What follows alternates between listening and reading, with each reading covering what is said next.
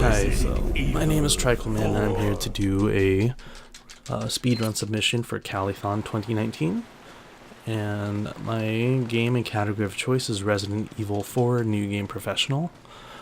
Basically, you start from a brand new save file, you play on the hardest difficulty and just try to beat the game as fast as you can. It's currently the most popular category in Resident Evil 4 right now.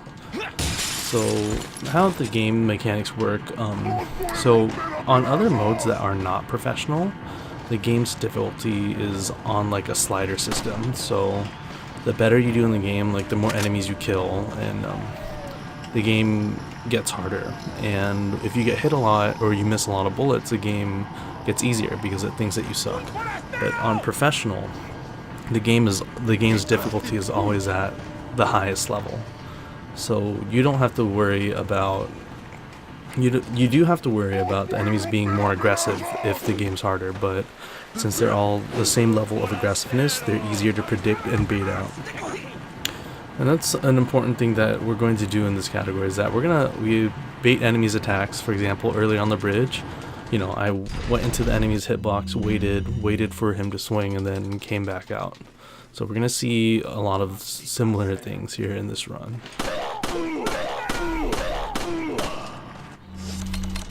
So the village part, it looks very fun and interactive, and it's a lot harder than it looks. So basically what we're trying to do is that we're trying to kill enough enemies to trigger a cutscene, and then once we trigger that cutscene we can end the fight and we can move on.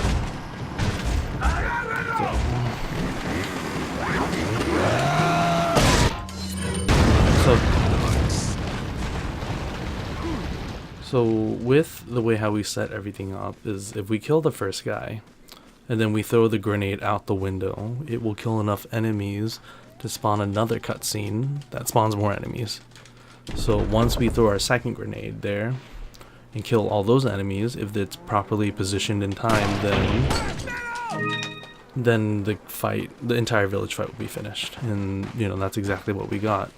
And this game is very optimized. I may have said that before, but there's a very specific money and itemization path to follow, because since we're allowed to do whatever we want from the beginning, we're allowed to use the merchant to buy powerful weapons, and throughout the course of the run we're going to buy a lot of rocket launchers, because those are, who doesn't want rocket launchers, right?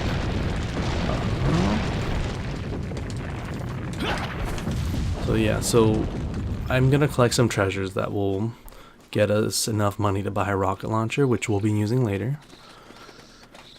And yeah, so far this part is pretty straightforward. There's not much to talk about here. But the game ramps up once you get into the castle, which is chapter 3. So, otherwise, most of the beginning of the run is very straightforward. There's not too much RNG to adapt to. Usually there's good and bad RNG, which affects how much time you save, but there's nothing that you can't really get through at the beginning of the game. So the thing about this section, the canyon as we call it, is that the moment the level starts, the enemies move right away. So we just want to move as quickly as possible, or rather we want to start moving as quickly as possible. Otherwise the enemy positions will be out, will be in different spots, and then our pathing will not be the same. So one thing you notice is that Leon does have quite a few invincibility frames. So upon certain actions, like for example climbing up a ladder, jumping down here, kicking enemies, he has a lot of invincibility frames, and we'll abuse that in probably about a minute. So during certain actions Leon is invincible, he can't be hurt or anything like that. So, and we abuse that quite a bit because we're going to try to do certain things that we can't really normally do if Leon was just in his normal position. So when we can kick someone or open a door or jump over like fences and stuff. Okay, so we're now going into factory. There's a small little trick here. If you kick the door at the corner, there's a chance this next enemy will point, which is exactly what he did. Sometimes he doesn't, which is unfortunate. Okay, so now we're going to see some invincibility frames in action. So they're going to throw the dynamite. I'm going to reload, And then while I jumped over those sandbags, I was invincible, and those explosives did not affect me. Reloading does not make you invincible, so, but if I jumped over the sandbags before reloading, I would have been staggered by the dynamite. Then you can't do much about getting staggered. So it's just losing time because Leon just waves his arms in front of his face like this and just doesn't move for like 2 to 3 seconds. So we picked up a second treasure, and each of these treasures that we're picking up are 10,000 pesetas, which is the currency in the game, and rocket launches cost 30,000. We just need to find one more treasure here, which we'll be doing in about a minute. So, from what I remember, Resident Evil 4 was initially released for GameCube, but it got re-released, I believe, throughout 12 platforms, and the 13th platform is going to be the Switch. But on its initial release, I believe it got Game of the Year. I don't remember which year, but this game was released in 2005, and it revolutionized the whole Resident Evil franchise at that point in terms of game mechanics, because you're moving from a fixed camera system on Resident Evils 1, 2, and 3 onto a third-party camera system, which paved the path pretty much for 5 and 6. And this game definitely got voted Game of the Year. And it's one of the best games of all time, like bias aside. A lot of people like to play this game casually, but there's a small speedrunning community for this game. They're very nice, and we're all very helpful towards each other. But the amount of people that have played this game casually is much higher than the speedrunning community than you expect. Okay, so we sold all of our treasures. We picked up a rocket launcher. And then the fun thing about this is that at the beginning of the game, we killed a crow for the grenade. And there's little, like, not really Easter eggs, but there's, you know, little drops here and there from spots that you don't ever expect. For example, birds' nests or crow's nests can have grenades or ammo or gold and treasures. And killing certain birds also drops grenades, which is really funny. But we need to use those grenades in order to progress through the game as fast as possible.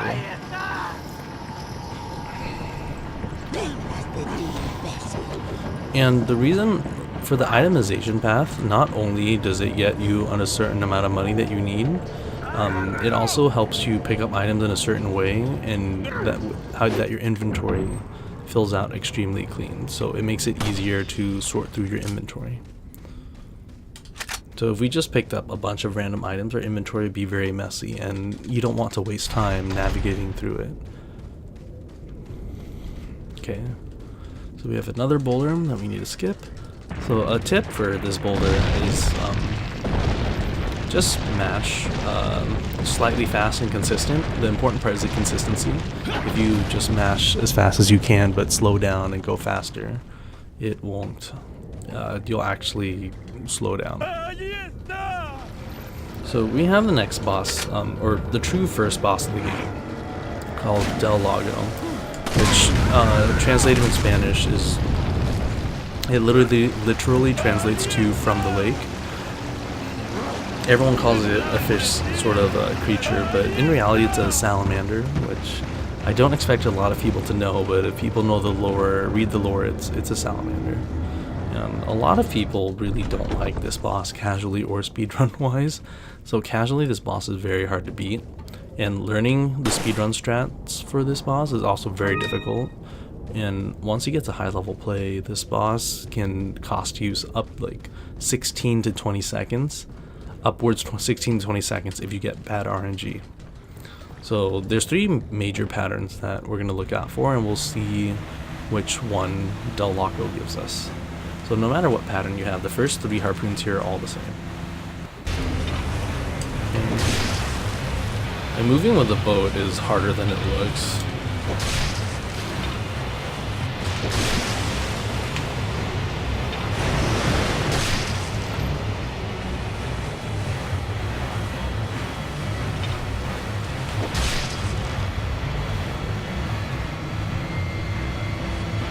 Okay, so we did not get an early dab, which is the worst pattern. So So there are 3 patterns. We call them the early dive, the late dive, and the no dive. So basically, if he dives in the water, we have to wait for him to come back up. And looks like we got the best pattern. So a no dive, he just doesn't dive, so we don't have to worry about waiting for him at all. And that's basically 16 seconds ahead of the worst pattern, so that's very good.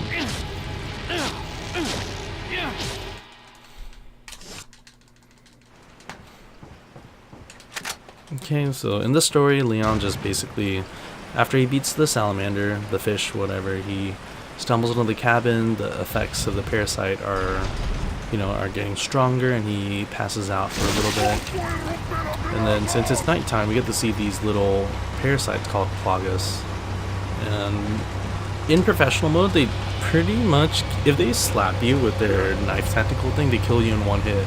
So you have to be extremely careful when you play this game on professional, assuming that you don't expand your health bar by using yellow herbs. But even if you do, I think even with 1 or maybe even 2 yellow herbs to expand your health, the parasites are still very strong. They could potentially kill you in one hit. So nighttime is where the game gets much more interesting, especially once, like I said before, once we get into the castle. And a fun fact, if Leon uses a weapon that doesn't require a 2-hand usage, like a handgun, or a rifle, if you equip him with a weapon that requires 0 hands, like this rocket launcher, you see how it's just strapped to his back, or if you use a grenade where it's not a 2-handed weapon, if you equip one of those weapons, a 0-handed weapon, you run, I believe, 4% faster than if you were to hold a 2-handed weapon. And in terms of speedrunning Resident Evil 4, there are certain parts where it's mandatory to carry a handless weapon over a 2-handed weapon. So you can do certain, not skips, but you can do certain manipulations. But in casual play, you don't really notice it. No, most people just keep their handgun open. Okay, so we got a rocket launcher, and we're going to use it on the hardest boss of the game. And this boss is really difficult. He gives me a lot of trouble personally. Okay, I lied. So we just busted a rocket launcher. So like I said before, we get enough money, and then we just buy rocket launchers to clear through bosses that normally take a lot of time using normal weapons.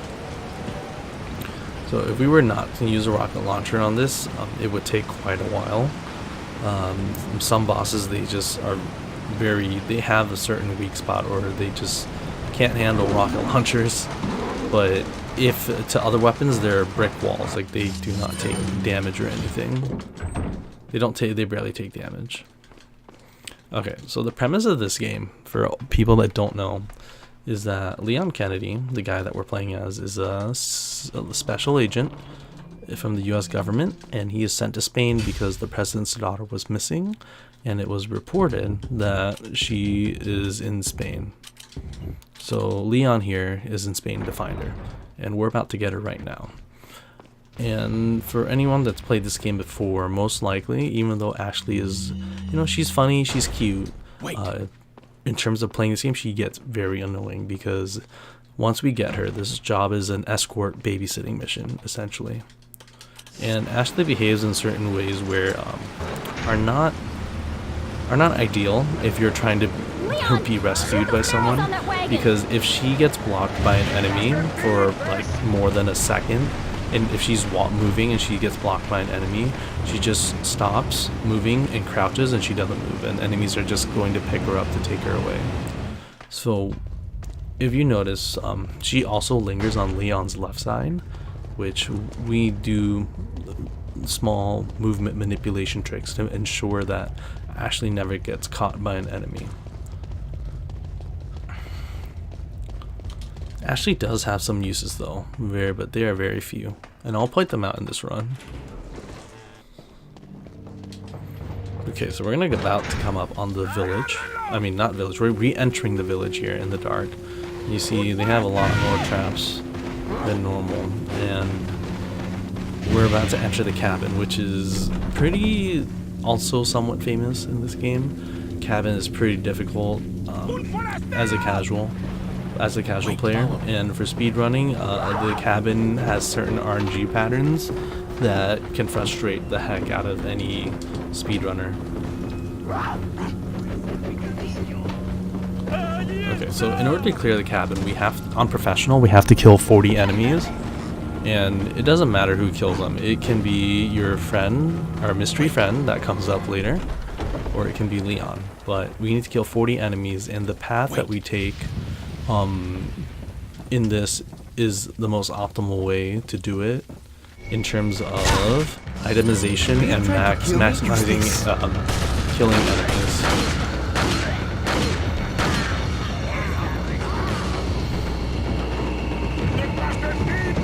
Okay, our friend Lewis here. I did skip some cutscenes with him earlier, but he is our friend. And his kills count towards our kill set for our kill requirement for 40 as well. So what we're doing is we're just collecting these grenades in a certain order, so our inventory is more optimized and it's much more clean. And then we could hurt Lewis so he stops killing enemies. So the reason why we do this is so if Lewis is shooting enemies out of the windows, they won't come inside, so your grenades are less effective.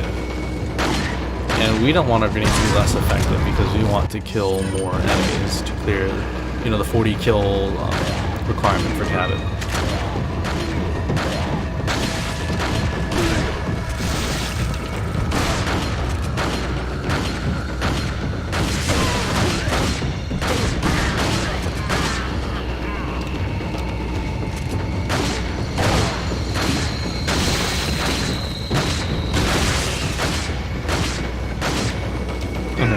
So throughout the first part of cabin, now we're just going to camp the upstairs section.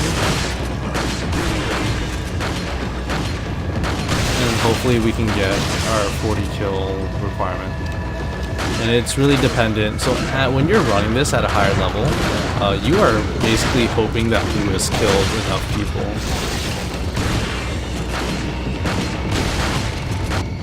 Alright, so that was pretty good.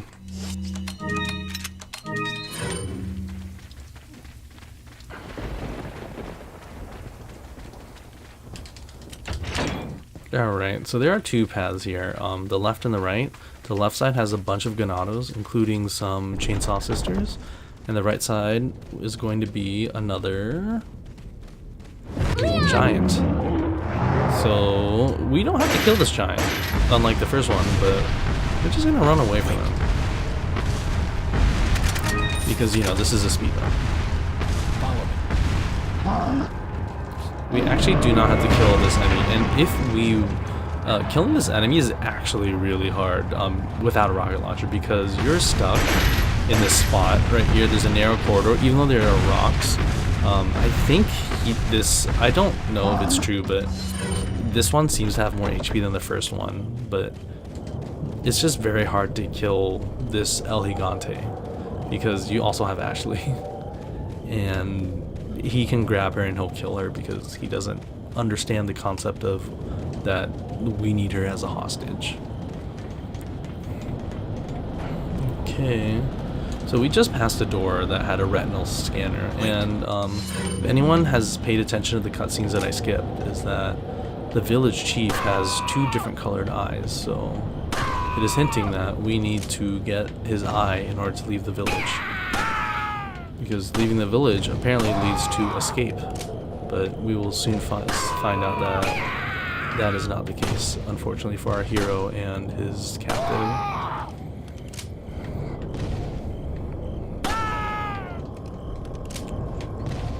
Okay, so it just takes one shot to knock these guys off. If you let these guys get too close, they start throwing axes or they jump on your side of the gondola, which we do not want.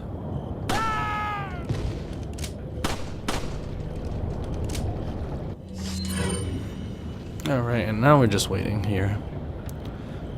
So this probably would be a good time for donations. There's a few other ones before. I'll probably bring it up again later if it's a good spot for a donation. But right now we're just walking down to fight the village chief. And once we get into castle, things start ramping up quite a lot. If you thought that the village was fun to watch, the castle and on is actually much more fun and interactive, and it's just entertaining in general to watch. But there are more RNG elements that are out of our control. So there's some RNG elements that will just straight up cost us time. Follow me. If just simply because we can't do anything about it. And for some reason I left Ashley by accident. So we're just gonna have to wait for her. But that's okay. Wait. Yeah, so the fun fact is that you can't cross a load door unless if Ashley's close by. So for some reason I accidentally left her behind pretty far. So I wasn't able to go into this this load door. Okay, so this boss, Vittor's Mendez, he is also very difficult to beat casually. He is he's weak to fire. So it's very fun just throwing fire grenades at him, because he dies pretty fast. So whereas if you had to play the game casually, you'd be putting a lot of ammo into Vittor's Mendez.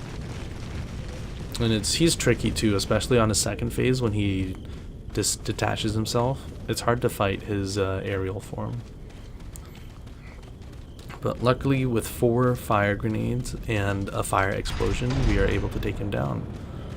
And much quicker than anyone could expect going through the, shooting method.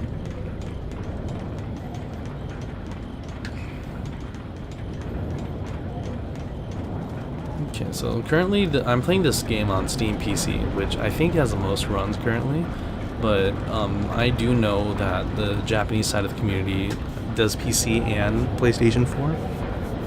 And Xbone is also up there as well in terms of consoles that are most played. And a lot of old school runners are turning back to the original GameCube, but through a USB loader, because they believe it's the most fair version of the game, which I neither agree or disagree on.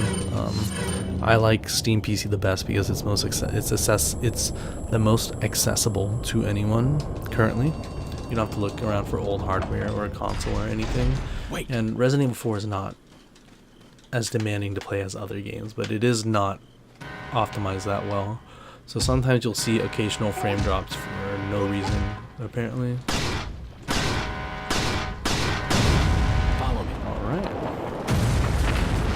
So I can headshot the guy, or I can just shoot the car. And I just missed his head, so at least I had enough bullets to blow the car up. So I got lucky there.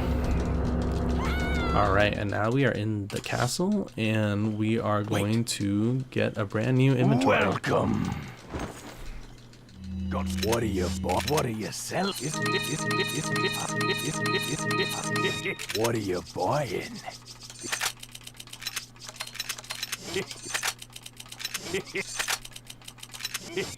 Come back anytime. Okay. So now we have a whole new inventory. We buy a TMP, which is like a mini machine gun, and a sniper rifle, and a rocket. Rocket we'll use later, but the 2 other weapons are very powerful. The TMP, even though it's weak, it's quick to aim and has a really fast firing rate. So we can use it to stun enemies in our way. So like the ganados, as we call them. Any enemy that is in our way, we can just shoot once with the TMP and just run past them while they're stunned. And the sniper rifle is mainly there to take out stronger enemies. Okay, so this is the first time Ashley is actually useful. So pretty much what we're doing is that we left Ashley in a not so specific spot. We left Ashley in an area so that Ganado, that enemy that just picked her up, if Ashley was not there, he would go straight for Leon, and we don't want that to happen, of course. So we keep Ashley there so he can grab her, and the fun fact is that once this cannon is shot, all the enemies despawn, even though Ashley's picked up. Follow me. Which is really interesting too. I don't know how or why it happens, but it makes sense to leave Ashley guarding the stairs to protect Leon from the crate. But also Ashley is just really good as a doorstop because she can hold doors open, which we'll see in about 20 seconds.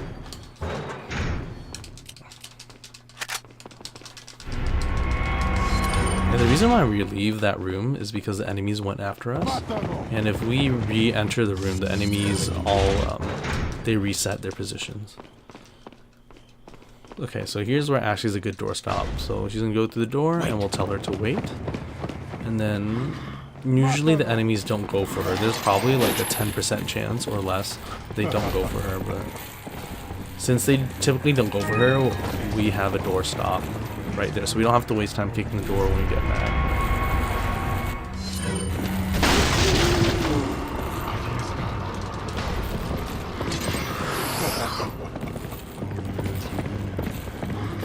Yeah, right there, perfect. Thank you, Ashley, you're so kind.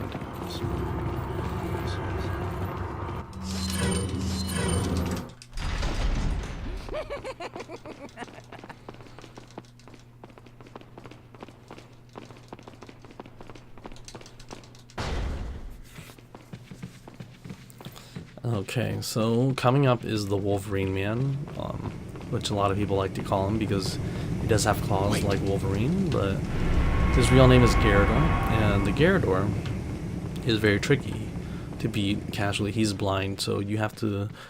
There are church bells that you can ring that distract him, or you can bait him around by running. But since it's a speedrun, there's a very specific strat to do this, which I'll explain once I finish him.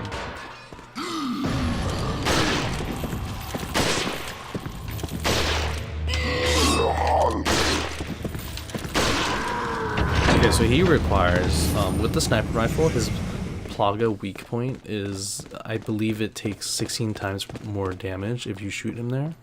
But he requires 4 shots to the Plaga back, and then 1 shot to the body, which is exactly what we did to finish him off. And upcoming now is the hardest room in the game, Waterhall. I won't be able to talk for a bit because I have to think. This is where all the RNG comes into play, and we have to adapt to it. So I missed a shot. If you notice, we have 4 bullets in our clip, and there are 4 enemies we need to snipe. So I was not able to miss any of those shots. So at least resetting the checkpoint gives you your ammo back. Okay, so this part is very straightforward. So basically once we hit this basement area with the switches, this is where all the RNG happens. We don't know how many people are going to enter this basement. It could be 0, I've seen 5, like at most, so the numbers vary. So we have 2, which is a common pattern. Alright, see, this is the power of the TMP where we just shoot and then run.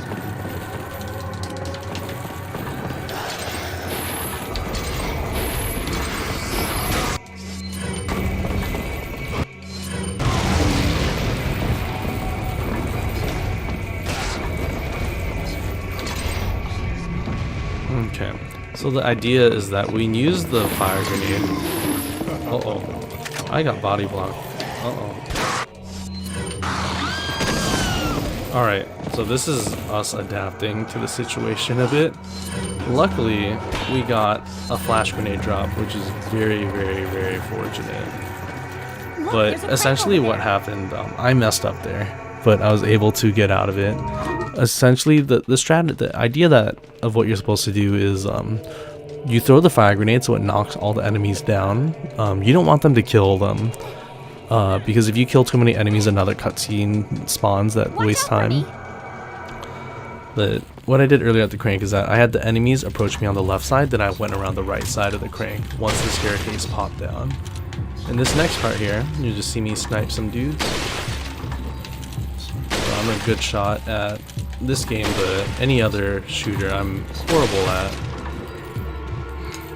So this is essentially an auto-scroller. We are protecting Ashley while she pulls the cranks, and we are doing this in a very specific, we don't have to do it in a specific order, but we do have to kill some people, so Ashley never gets grabbed. You'll notice that there's some enemies here that we don't worry about killing,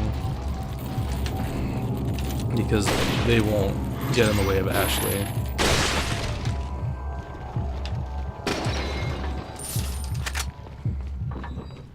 Okay, we are allowed to miss one bullet, so I got very lucky there. Oh.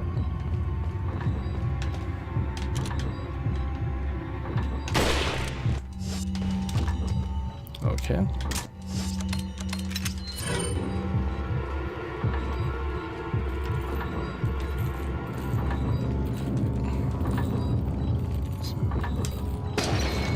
Okay, and then we grab this grenade here, since this is essentially, like I said, an auto-scroller. We have time.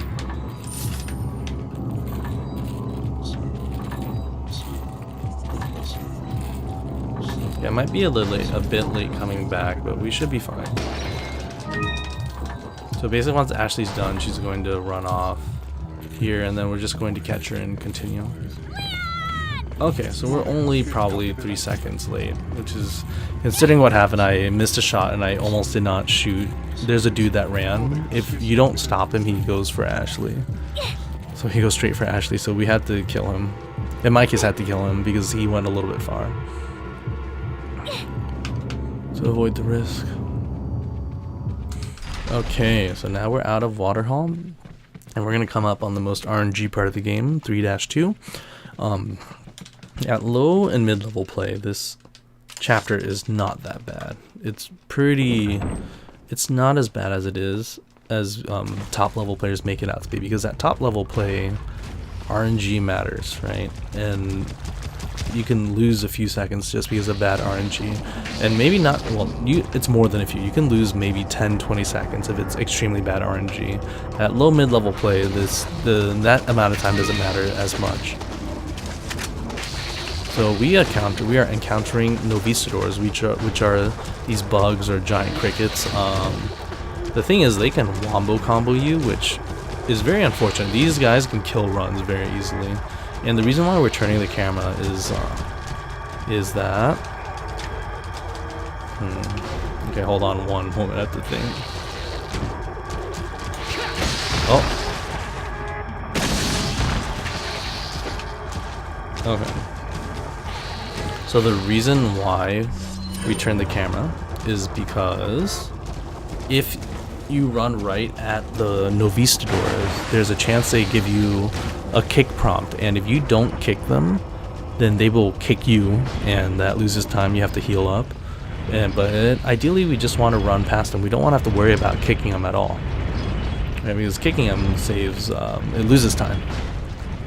So we just turn the camera to avoid that kick prompt. And it can cause some interesting hand motions on the controller. So the reason why we do this strat is that there's a cutscene that plays if you jump immediately straight down. A more common method you see is just throwing a flash grenade down there, but since I used a flash grenade in the sewers against the bugs earlier, I don't have a flash grenade here. So we just use the fire grenade strat just to be safe in terms of skipping the cutscene, because we picked one up. We picked an extra one up in Waterhall. Okay, so this sniper shot can be a little tricky. This red zealot here, he takes 3 shots to kill, but sometimes he dies in less if we get a lucky critical hit. Like that. So we got really lucky.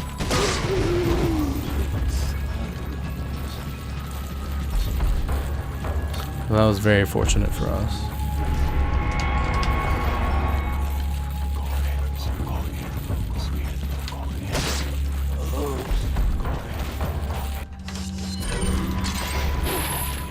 Okay, and this next puzzle here is just 1, 2, 3, 4, which is really funny. It's very straightforward, and the puzzle asks how many, the sacrifice of 6 or something. So you need to just show it so 6 people die on the screen.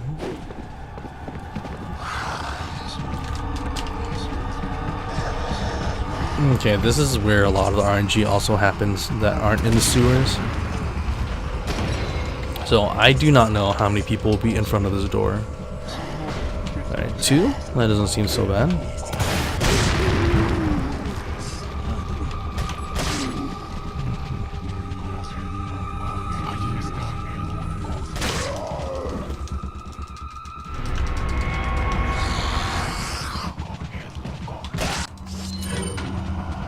Okay, that guy being there was a little bit unfortunate as well.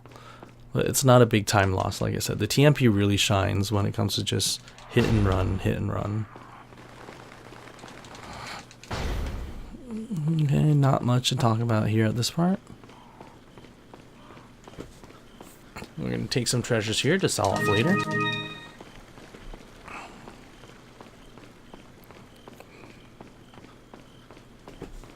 And we're going to enter the maze, which we need to grab 2 treasure pieces to complete this door that's right here. And we're going to encounter some dogs. We saw them earlier, and we just ran past them, and we're going to do pretty much the same exact thing again. We are not going to we're not going to engage with the dogs at all. So the way to dodge these dogs is if you run straight at them, then they can jump you. So you just want to run along their side, or like you don't want to be head on with them. And there's also a camera trick where if you run and you aim your camera straight up, they won't attack you. So we're going to do that in a little bit, because we're going to do a little movement here. And then for safety, we're going to aim the camera up. We already grabbed the first part of the door, now we're going to do the second part. So we aim up, they're not going to attack us, you can hear them and see them be right next to us, but they are pretty much harmless now, as long as you keep moving and your camera's up.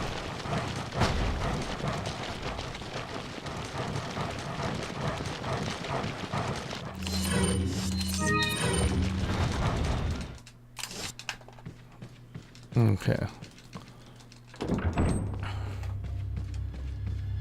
So here we're basically just trying to find Ashley again, and then we have to go through a bunch of random stuff. Okay, and that wine bottle shot is a little bit tricky sometimes. Sometimes the board doesn't like to behave, and your shot doesn't hit the wine bottle even though it should.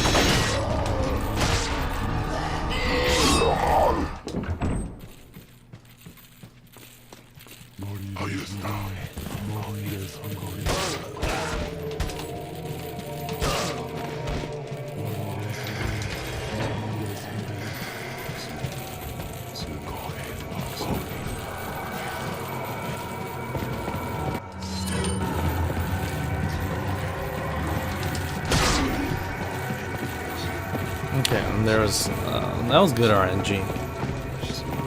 Usually they open the door and you have to stop them, but luckily we didn't have to. So we found Ashley again, and then we're gonna have to free her somewhere.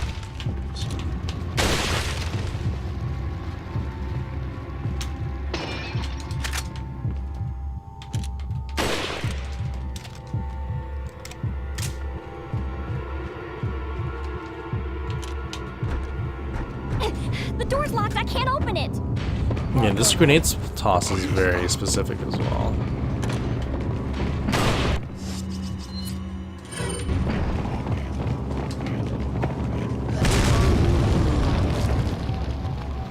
Okay, cool. We killed Alma with the grenade. If you let the red zealot live, he spawns more enemies, and we do not want that.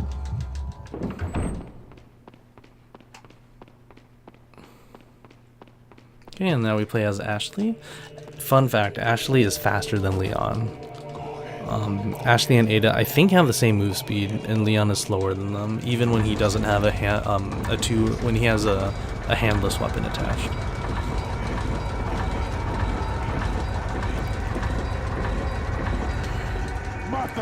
Alright, so fun fact, when I first played this game, I was terrified when I had to play as Ashley, because 1, I was not expecting it, and 2, there were no weapons, right? Like, Ashley can throw these torches, but if you miss with one of the torches, the enemies wouldn't die.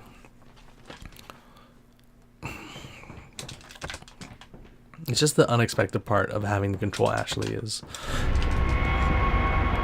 It's a very good addition on by the game designers.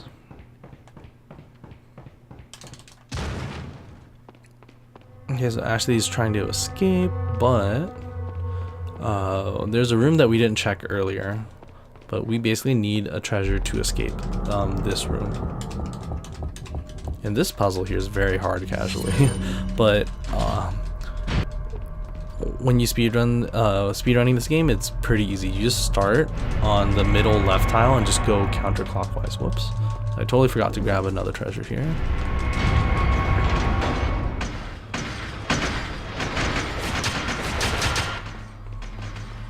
Okay, once we grab those, the statues come to life for whatever reason. We just accept it for what it is. And then the chapter right after this is basically I would say it's the hardest chapter in the game, just because it's so long and there's RNG things and there's a lot of non-RNG things that are difficult to pull off. And I believe we are still not even halfway through the game. Okay, so this is the room I was mentioning earlier. I'm gonna put one of the treasures we found in here, and the other treasures going to the door that came down at the big before we did the water hall.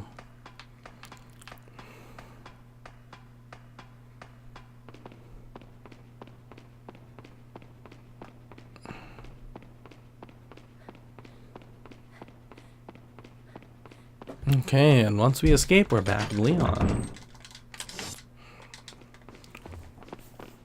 Okay, this is where the hard stuff really begins. Although this next part is relatively easy. Wait here. This chapter, like I said, is the hardest one in the game, just because there's a lot of things. And also, whoever designed this castle is a genius, because there's no way how part of this castle is in a volcano, but the rest of it is not. Just one of the things that in this game that truly doesn't make too much sense, but you know, it is a game, and we just have to accept it.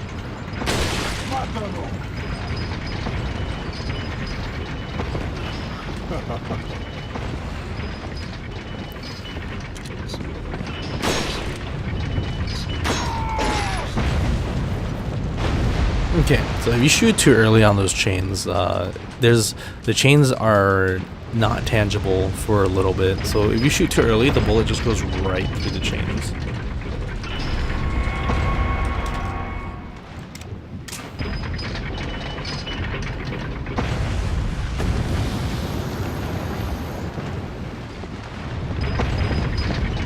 Okay, good, we made the cycle back here.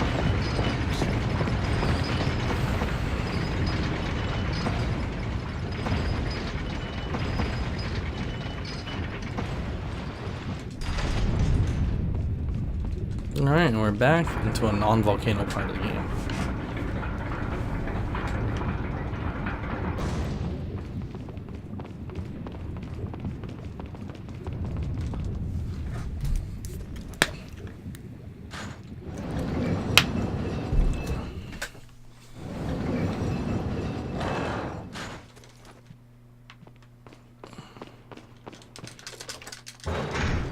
Okay, not much is going on here for now.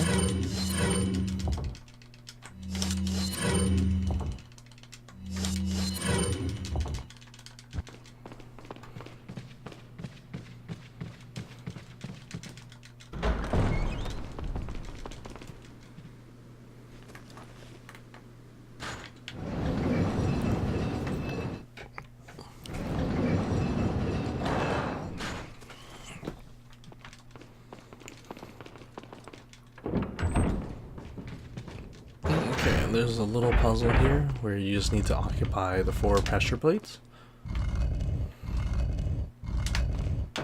Wait.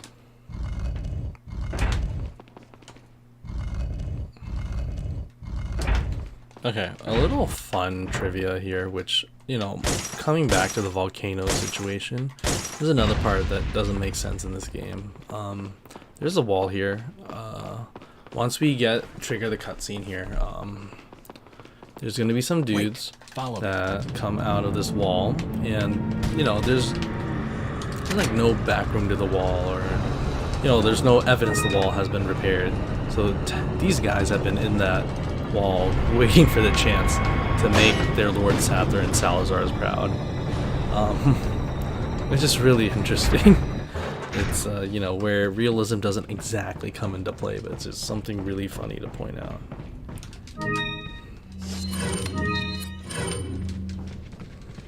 Okay, so here, so this Armor Knight section part, it's as hard as it looks. Getting these rifle shots takes some practice work, and if you're learning how to play this game, you will be stuck on this section for a bit. And even top runners get stuck here for a little bit sometimes.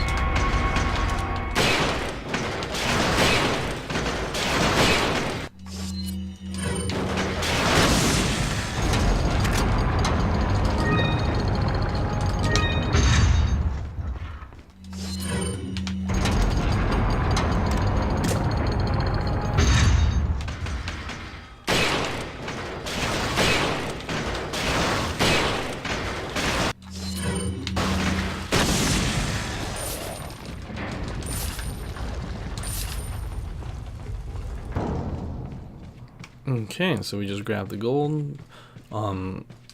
So there's a we don't grab gold from the village because the gold drops are really small. But in castle, killing enemies when they drop gold, they tend to drop higher quantities of gold.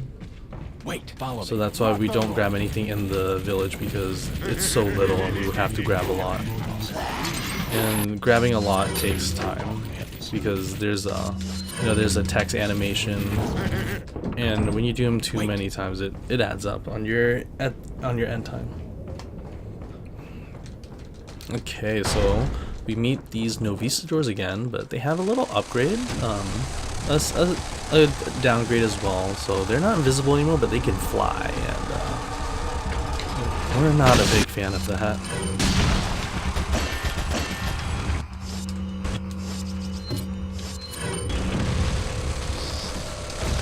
Uh-oh. That was not good. Well, okay, so I got lucky. Even though I got hit, they're very lucky to make it out of there.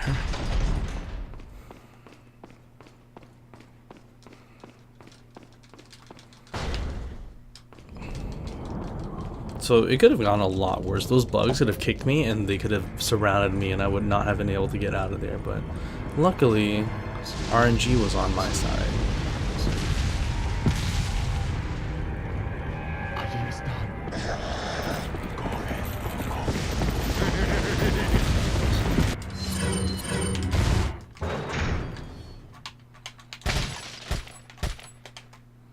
Oh, so this shot is a little bit tricky because the TMP its recoil is quite big.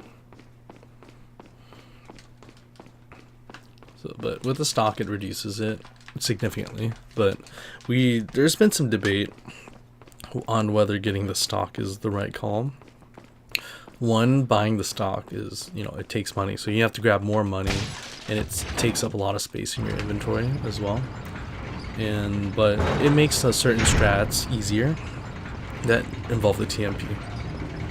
So there's been some debate on that, but typically, we got bad RNG here.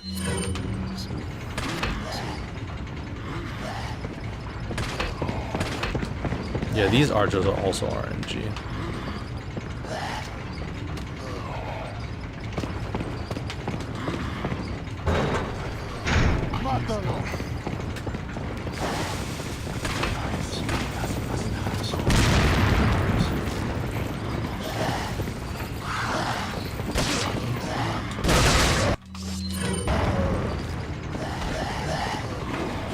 Okay, top tower was clean besides the TMP shot and the archer hitting me. Please don't. Oh, he hit me. Well, that was RNG. That also was very unfortunate, but luckily we had a heal that helped us out.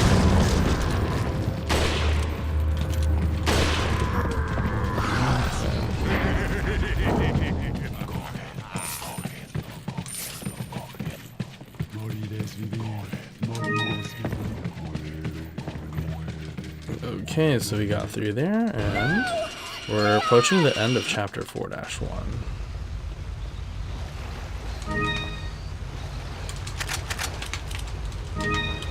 Welcome.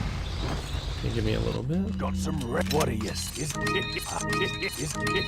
that all? What are you buying? Come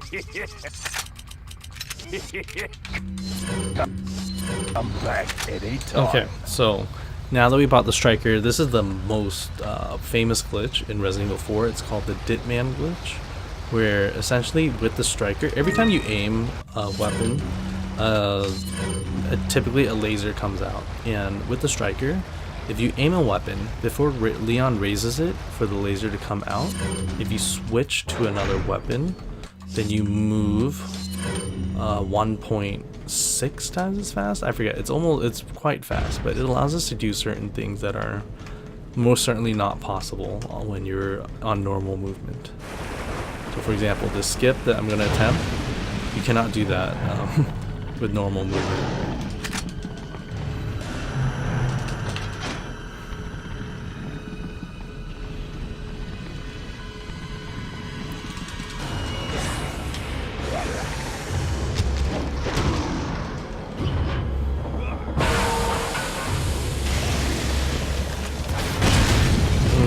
So we freeze the guy and rocket launcher him. It's a great use of a rocket launcher. Otherwise, I believe this boss, Verdugo, has the most HP in the entire game of any boss, I believe. I'm not sure how much, but he takes 3 times the damage from when he's frozen. So he's a rocket launcher by itself will not be able to kill Verdugo. You need him to be frozen, and you need the rocket to hit him directly.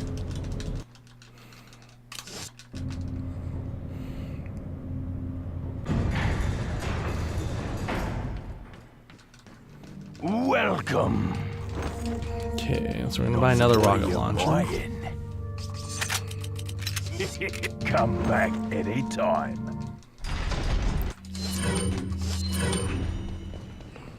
Okay, we're gonna use a rocket launcher on something quite unexpected. Not an enemy, not a boss.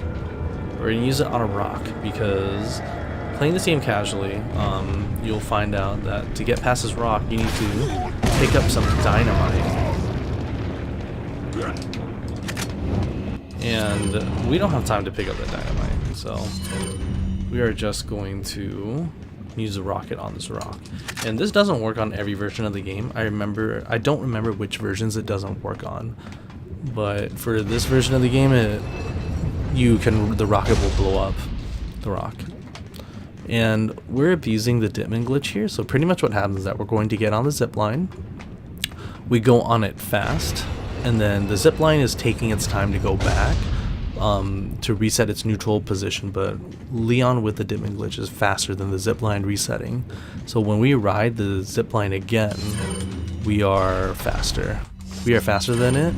Well, we start where the zip line is currently, and then we end up out of bounds. Okay, we meet the bugs for the 3rd and last time. Hopefully we get good RNG here and we do not get wombo comboed.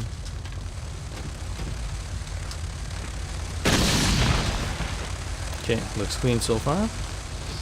Alright, let's see what happens on this next part. So this part is where people's runs just suffer a horrible fate.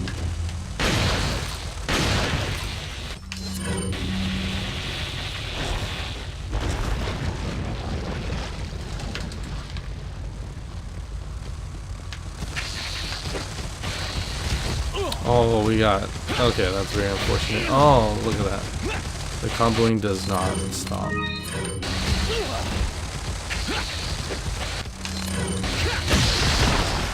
Okay. Okay, we made it out. We're very lucky. I remember when... You guys remember when I said earlier about, like, if you get the kick prompt, you have to kick him.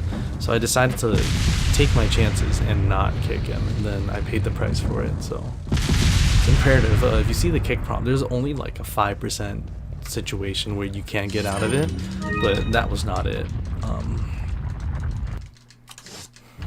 Yeah,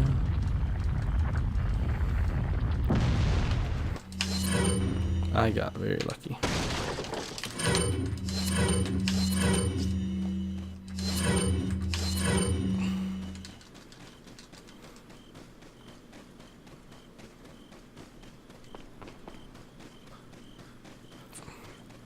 Okay, so you're gonna see me usually dip in quite a lot because it makes us move fast, and speedrunning is about going fast.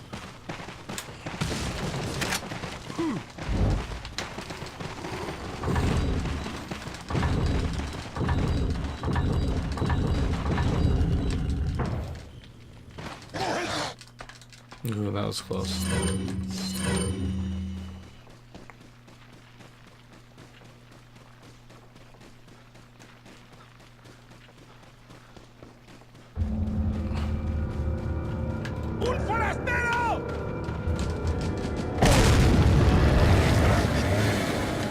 Okay, I don't think that grenade works, so we're gonna have to shoot the door down a little slower.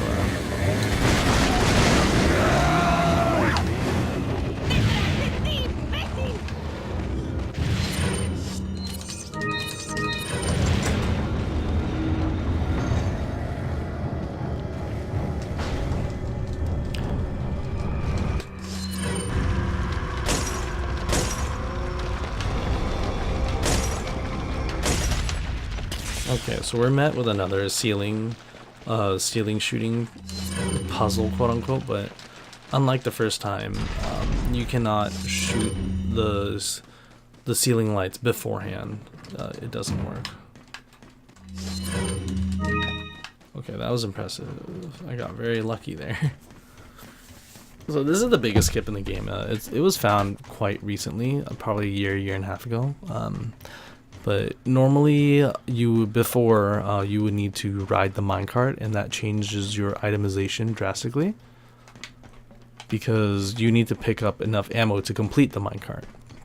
But now with this, we can skip a decent amount of ammo pickups and also save probably, I think, a few minutes. I don't remember how much exactly.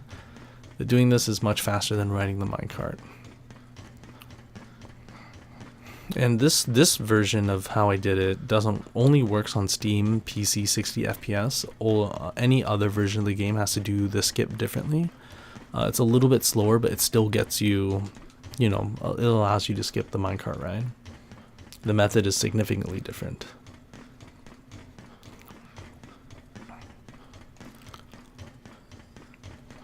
Okay. Then we are going to approach our last chapter in the castle.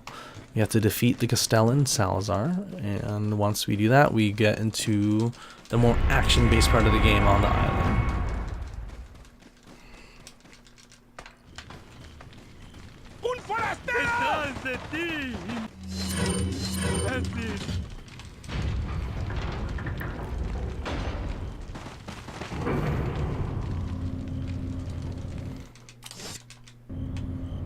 Okay, so this part is it's not hard, but it's very specific. You have to do this section decently fast. If you mess up and miss a cycle, then it is a disaster.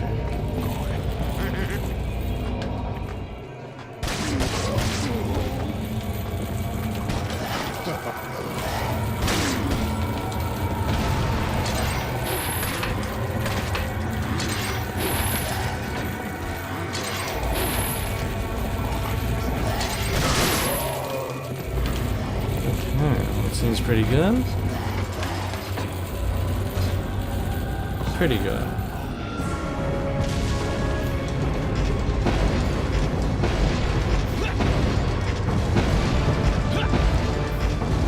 Okay, and another part that's not realistic is the statue somehow coming to life. But we have to run away from it.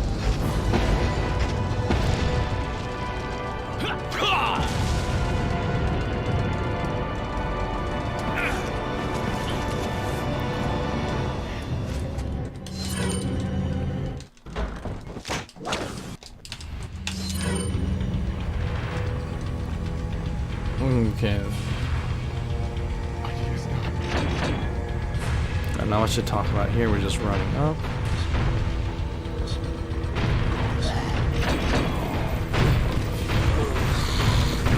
I'm very close.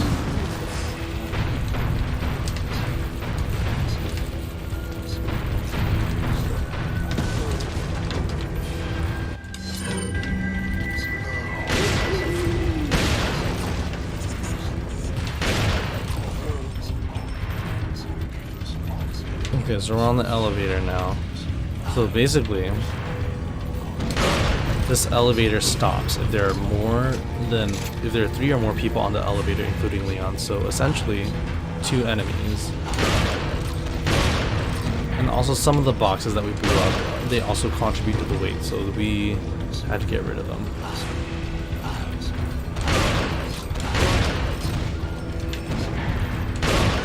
But this setup we're doing basically pushes all of them off the elevator.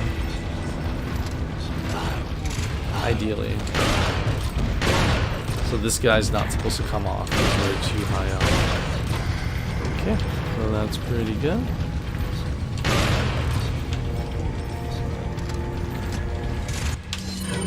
Alright, that was a pretty good elevator, almost perfect. Our elevator didn't stop for too long, only stopped at where it's expected to stop. But it did not get overloaded with 2 or more enemies on board.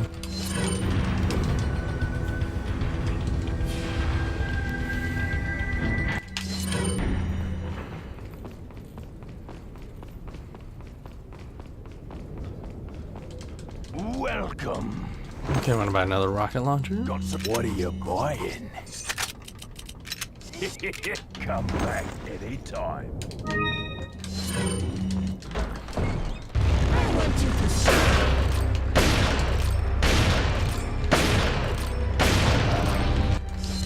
Okay, so we shot that eyeball enough times to expose him, and all Salazar takes is a rocket launcher to the face.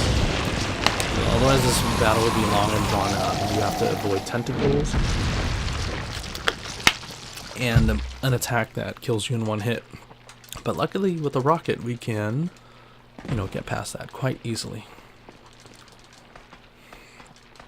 Alright, so this essentially concludes the castle, and we will be moving into the island part, which I said before is very action-packed, and it's a lot of fun.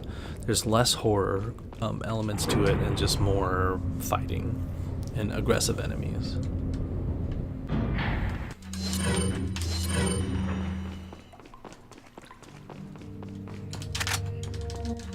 What are you buying?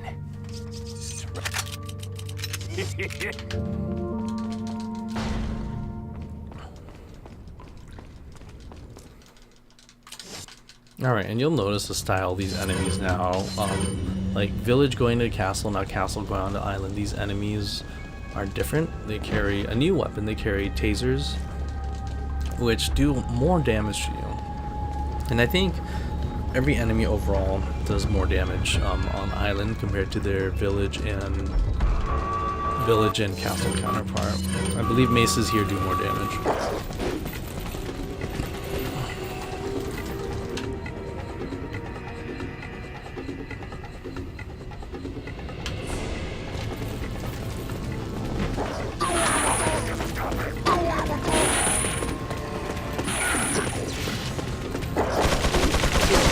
Okay, so with the Ditman, we're able to dodge enemies like this.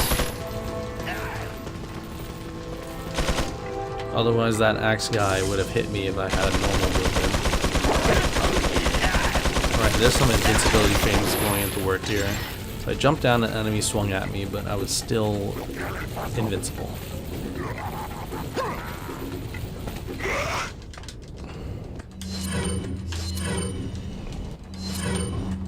Alright, messed up my Ditman there, not too big of a deal.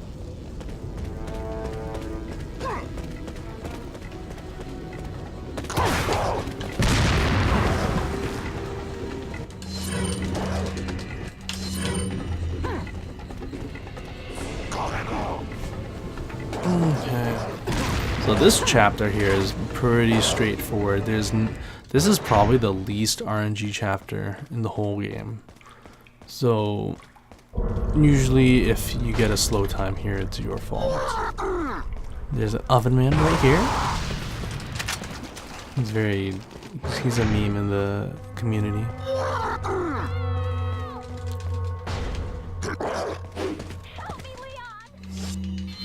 Here we find Ashley's voice coming with the security system, but it's not her, so we have to go to a different place to find her. So with the Ditman, we're able to skip this garage door, which normally we have to go through this casually. We would need to kill, I believe, 3 or 4 waves of enemies to get through here.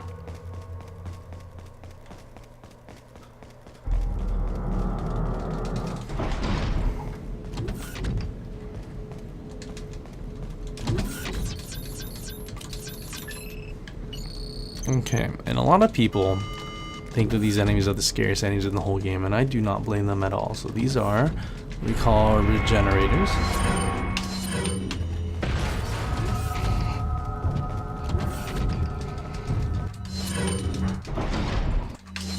And they're basically just gray bodies that regenerate body parts, but they emit a really scary sound, which you can hear.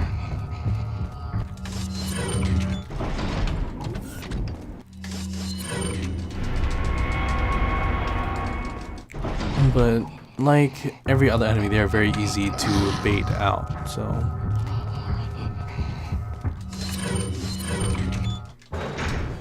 you're not a problem when you speedrun. They're quite easy to deal with.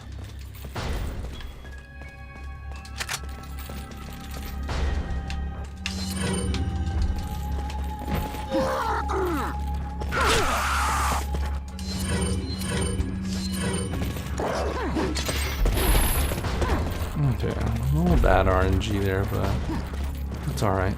So that archer, so when you run this game on 60 frames per second, the enemies pull twice as much compared to 30. So enemies on 60 FPS are more aggressive and they are more accurate with their swings.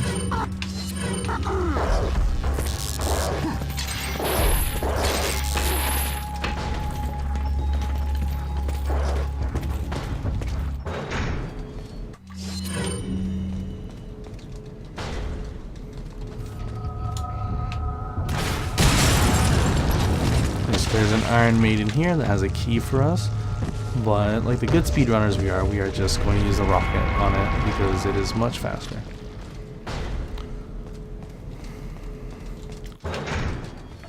Alright.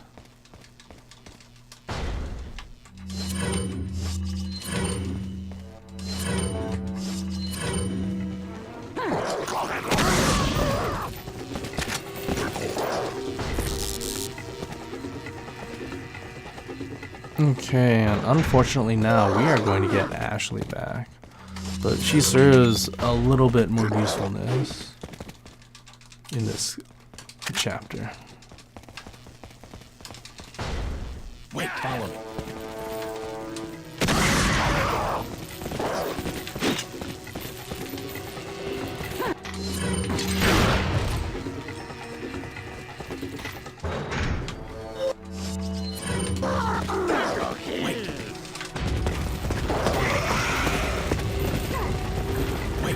Alright, so fun fact, you don't, Ashley doesn't need, it doesn't matter if Ashley gets taken away or not. If you trigger that cutscene, she's safe with you.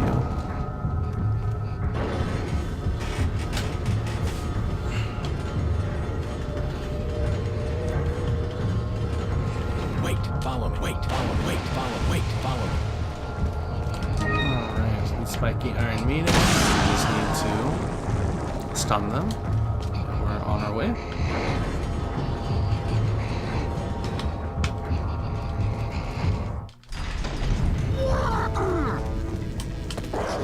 This next part here, we're just going to use a little glitch that allows the enemies to not register Leon. I won't go into the details of this, but essentially is the reason why this glitch works is because the enemies are aggroed by Leon initially and not Ashley. So even if Ashley is there,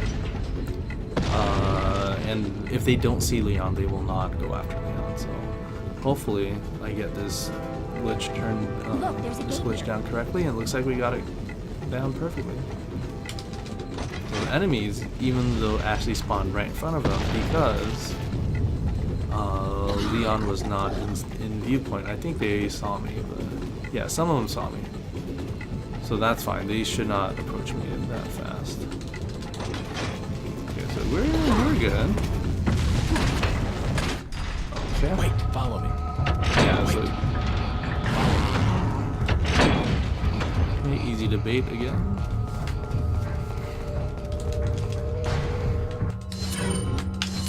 Wait. Follow me.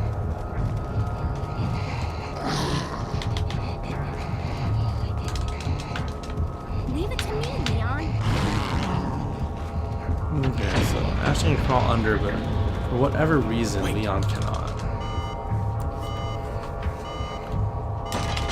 It's a mystery. And now Ashley proves her usefulness by being able Leave to it to me, operate Leon. a bulldozer. I don't know what the president's daughter has been taught, but her education's pretty all over the place.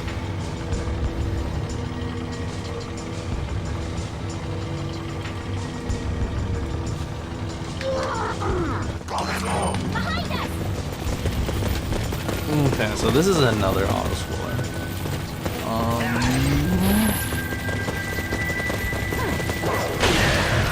Okay, so we're just gonna prevent enemies from getting up here. There's an optimal way to get this truck done. And if you need gold, then you'll let enemies on the truck, but I believe I'm okay on gold right now. So this strat, walking backwards for whatever reason, if you walk backwards here, the enemies do not jump on the truck.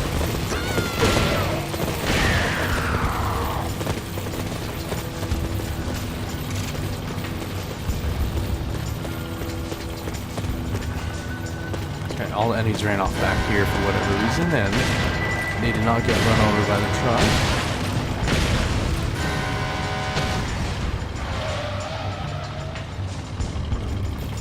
Yep. If you run to that corner, when that happens, enemies will not be able to jump on the truck.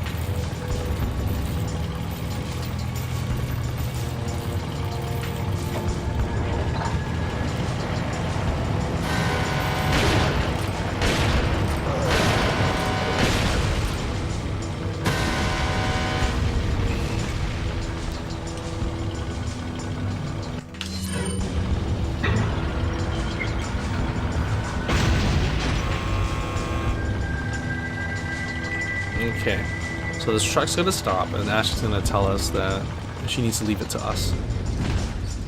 I'm leaving it to you. So you have to hit this switch that will elevate the bulldozer. And we're just gonna bait some enemies. We got a good pattern here. So remember when I said earlier about how enemies on the highest difficulties are easy to manipulate? This is a key example right here. Okay, we're gonna reset the checkpoint just because I was going to get grabbed, and that would not have been good. So you can reset the checkpoint the instant you drop on the floor. The moment your feet hit the ground, you can reset the checkpoint. Now we're on the last part of the truck here, so this is where RNG also comes into play. Because when the enemies spawn Plagas, the parasites are extremely difficult to kill. And for some reason, they seem a lot harder on the truck to kill than anywhere else.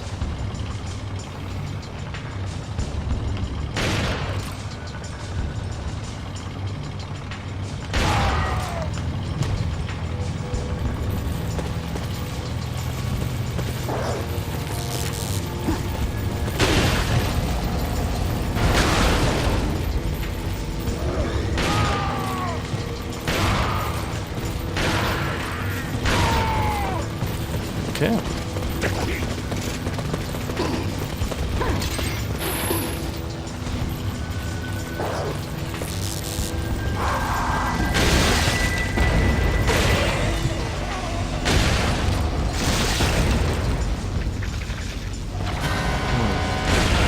Alright, this is pretty good RNG right there.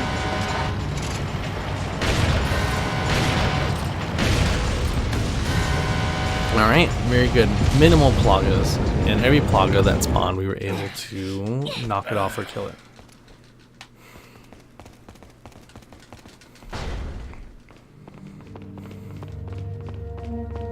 Welcome. What are you buying? What are And you we're a little selling short then? on gold. What are you buying? So I probably should have let a little more, let some enemies on. But it's okay, we'll figure this out.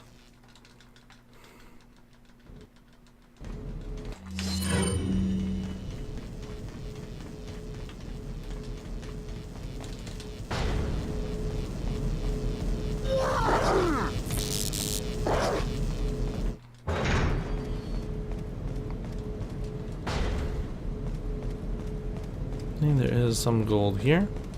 Just take this as backup. 3,000, that's more than enough to cover what we need.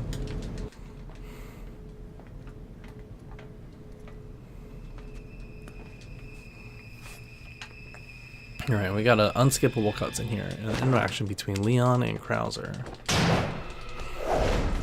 Krauser's from a previous Resident Evil game.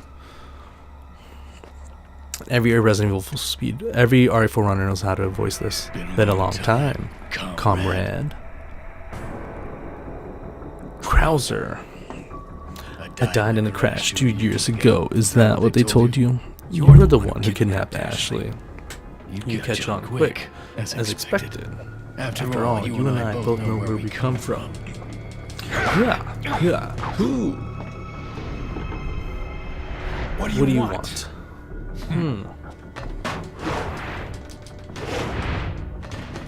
The sample Sadler developed, that's all. Leave Ashley out of this. Oh, I needed her to buy that Sadler trusted me. Like you. I'm American. Alright. So essentially, Krauser tried to get Sadler's trust by kidnapping Ashley. Because he's American, it was a lot easier. You got her involved just for that? Yeah. Yeah.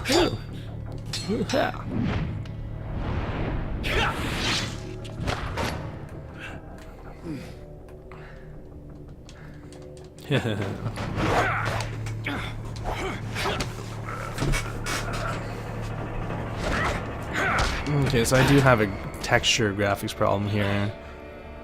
It's gonna come up in a little bit, but for some reason only happens on a few computers, mine included, but the majority of players have a good, their graphics are not hindered at all. So this part coming up, we'll see how all the textures are a little weird. Well, if it isn't the bitch in the red dress. Looks like we have the upper hand here. Alright, and as you may have guessed, we are probably going to have to fight Krauser eventually. You may be able to prolong your life. That's going to but come it's up not pretty like you soon. can escape your So- inevitable death, is it?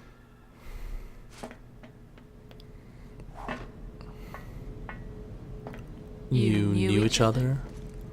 More More or less. Maybe it's about time you told me the reason why you're here. Maybe some other time. Okay. So we basically got like a boss rush coming. So we have two bosses coming up in this chapter. And one of them's going to be Krauser, as you guys may have suspected. The other one is called U3. He's an interesting creature. I'll let you guys figure out what kind of creature U3 is. This is the 5-3 and 5-4 is where the game reaches its climax, and it's the most action packed.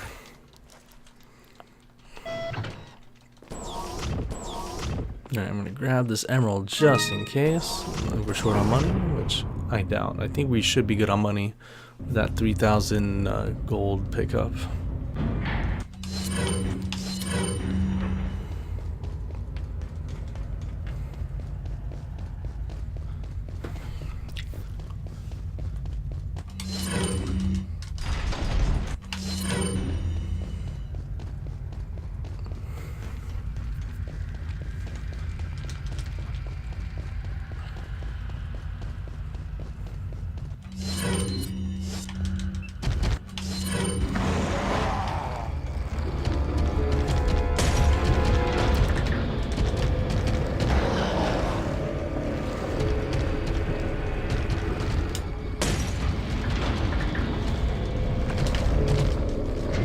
Okay, pretty straightforward. There are some RNG patterns U3 can give you, but we didn't get a particularly bad pattern.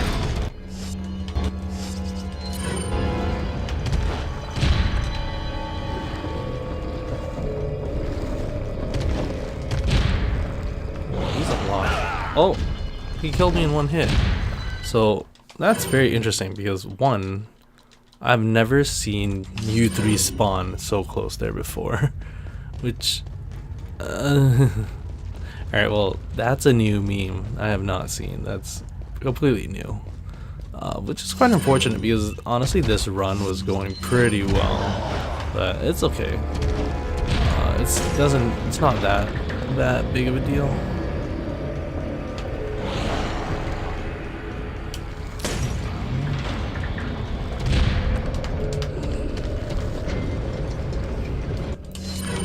Okay, so we're basically stuck in this cage and we just need to get out of here.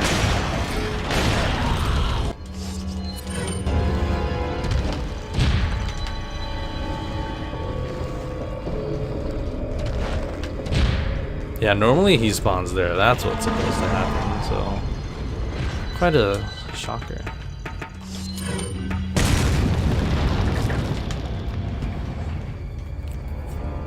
And you can't kill U3 here. You have to wait until you escape the cages before you can actually kill the boss.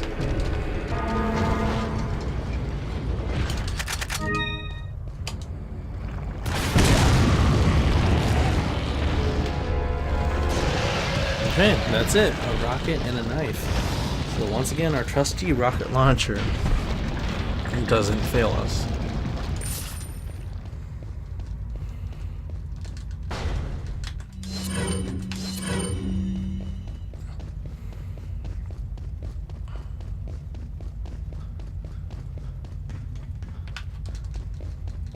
Okay, and then now we're going to approach Krauser.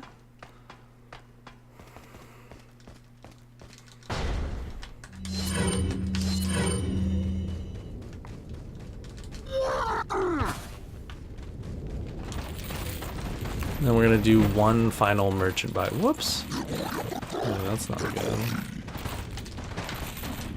Okay, so I jumped up there by accident. That's okay. Welcome. So we're gonna do one last merchant buy.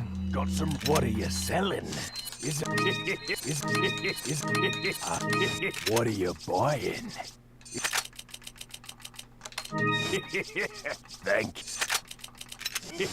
Come back anytime.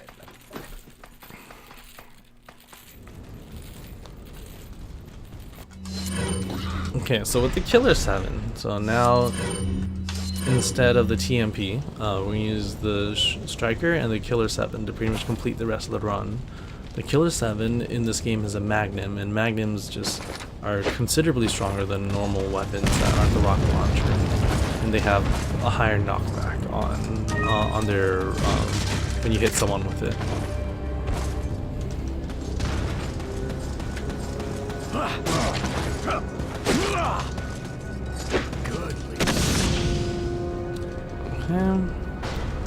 So Krauser, as people may have suspected or known before, is susceptible to knives. So he just takes one body shot and one knife shot to the head, and then he just drops his the flash grenades and escapes. Similarly with the Killer 7, it's strong enough where we can do that as well. One body shot and then one headshot. So if I push the statue correctly, we'll be able to save 5 seconds, and it looks like I did. So what happens is that if you let go of the statue at the right time, you are able to push it and onto the switch without needing to push it sideways again. So.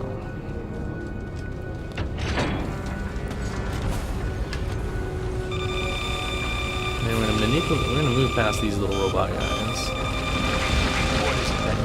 We're gonna get to the final showdown with Krauser.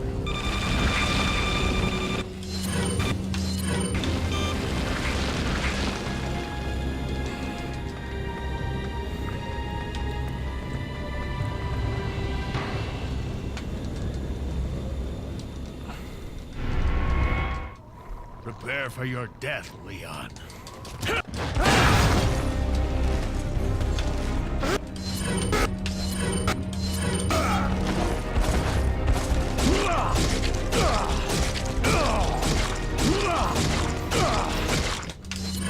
Alright, so like I said, Krauser's very weak to the knife. Especially to the head. So he just took 10 knives to the head, and then he's done.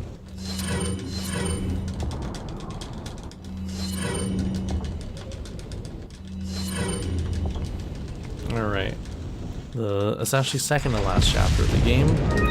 Military base where everything goes crazy.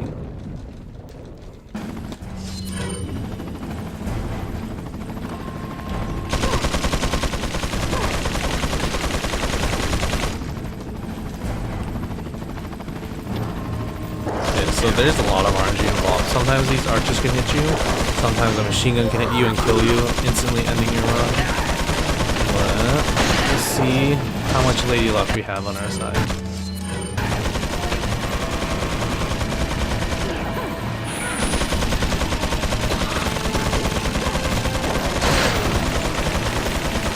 Alright, very good so far.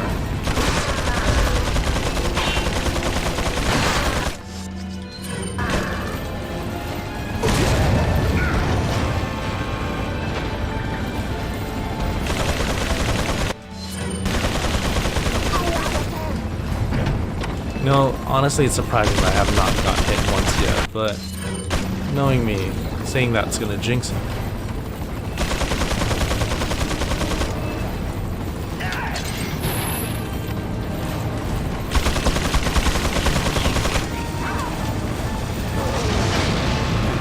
Yeah, we're gonna kill these triple turret guys because if we don't, then they're gonna be a pain in our side.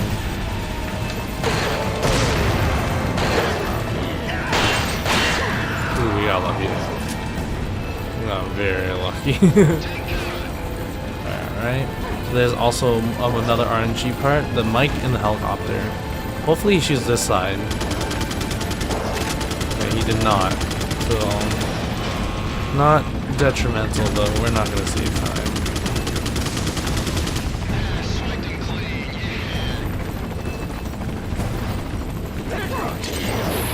Ooh.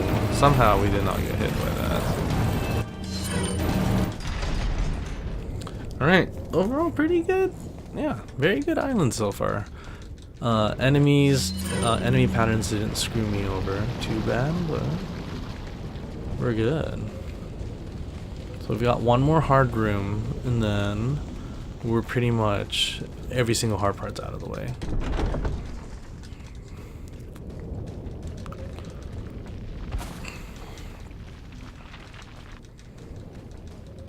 So I hope you guys find this run entertaining to watch. It's action-packed and it's a classic game.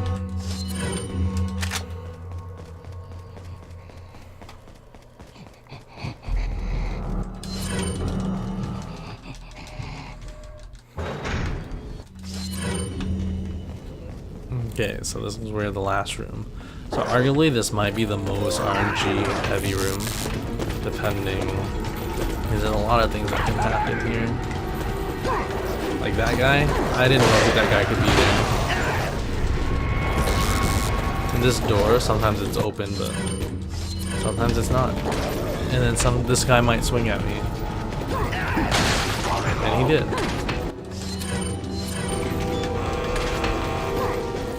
Okay. A few people here. There's a few people here that I was not expecting. Oh, okay. Luckily I did not die. That would have been unfortunate. Yeah, this is an interesting pattern. I've not seen so many people up here before. So my guess is that they're all downstairs, but I'm not going to risk it. So they're all downstairs, or they're all upstairs, I mean. Oh, pretty clean. I knew that getting hit was my fault there, but I was not expecting 3 people to be in that room, to be honest. Alright, and that's it pretty much. All the hard stuff is over, and we just have 2 two very easy sections left. Wait, follow. The final boss is a lot easier than you would expect.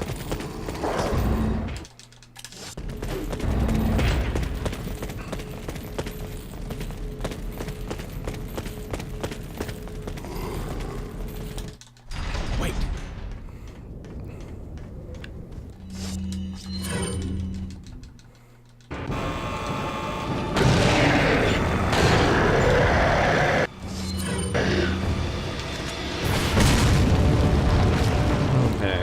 Those are calculated. Those killer 7 shots on the rocket launcher to the weak spot.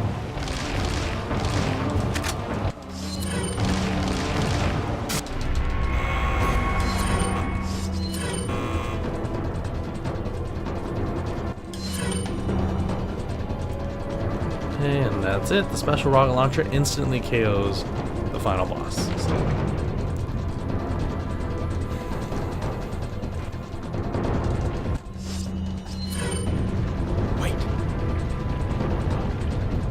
Okay, and we just need to escape this island, and Ada conveniently leaves us a key that leads to a jet ski.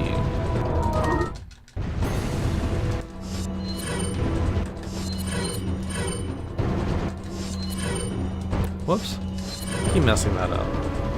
Okay, so with the Ditman, it applies to actions like jumping over, you know, fences and stuff, reloading, so for some reason it affects this sequence as well. So Leon riding off is because his animation is really fast.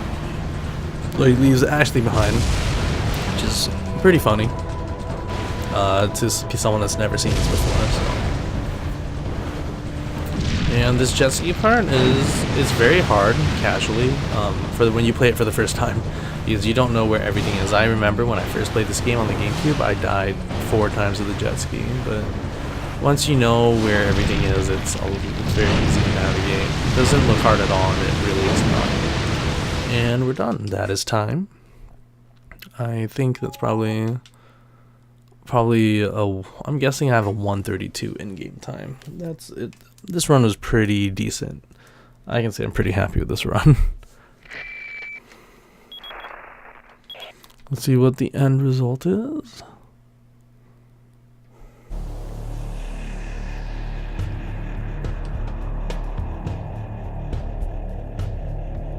Okay, 132.26. That's a pretty good time, considering how I died once. I got hit. There's a couple things that could have gone better, but it's not bad. But and so my name's Tricoman. This is my Calithon 2019 submission for Resident Evil 4 New Game Professional.